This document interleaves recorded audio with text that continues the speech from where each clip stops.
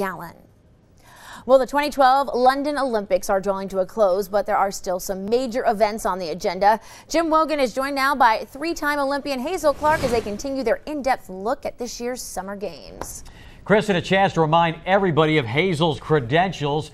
3 Olympic Games, Sydney in 2000, Athens in 2004, and Beijing in 2008. She joins us now to talk more about the Olympics. It's the big stuff today. Women's 4x100 relay. The U.S. comes up not just big, but world record big in this event, and there's a UT connection here. There's a big UT connection. Tiana Madison led off the relay. The relay broke the world record and won gold, which was really great. Last Olympics, they dropped the baton. And so it was really exciting to see them get to stick around so well and to dominate, break the world record and win. I remember that vividly in Beijing, the gaffe with the pass and the baton, and obviously in a race like this, it's so critical, the handoffs, and came back to hurt them in that one, but they certainly step up with a world record time of 40.82 seconds in just a blistering pace. And again, UT sort of helping out in the process here to win gold medal in that event. Yes, UT comes through again. This has been the best Olympic Games I can remember for UT in a long time, so that was exciting. We got a photo, I think, of Tiana in action, and certainly somebody to remember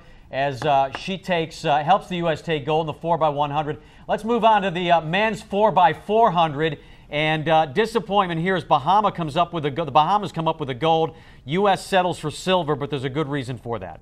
Yes, this has been such a tough Olympic game for the U.S. track and field men's team. The 4x4 had so many disappointments. LaShawn Merritt, defending Olympic champion, was injured. Jeremy Warner got injured. And then Montel Mitchell got injured while he was running. He broke his leg, literally broke his leg while he was running. He said he heard his snap and he knew something was wrong and he wanted to lay down, but he knew he had to complete the race for his team and his country, and he was able to do that. The U.S. has won gold in this event every year going back to 1984, so this is a big upset for the men now picking up gold. But again, injuries, the issue is the Bahamas come up, and Bahamas have been strong obviously throughout the Olympics. Jamaica big in the sprint races with Usain Bolt and Johan Blake, and there's controversy brewing here as we work toward the end of the Olympics between Carl Lewis, the legendary U.S. athlete, and also Usain Bolt. A war of words that's getting a lot of attention and become pretty high profile. Very high profile. Carl Lewis does not bite his tongue, and he has been very outspoken about kind of challenging Jamaica's dominance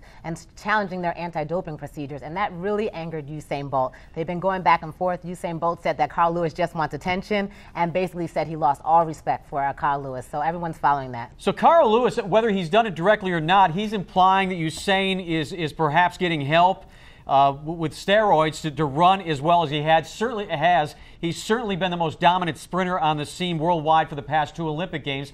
And Bolt lashes back at a guy who's revered in America for 9 gold medals, dominated the sprints back in the 80s. And will this go on? And I guess where does this go with Bolt and his stature worldwide?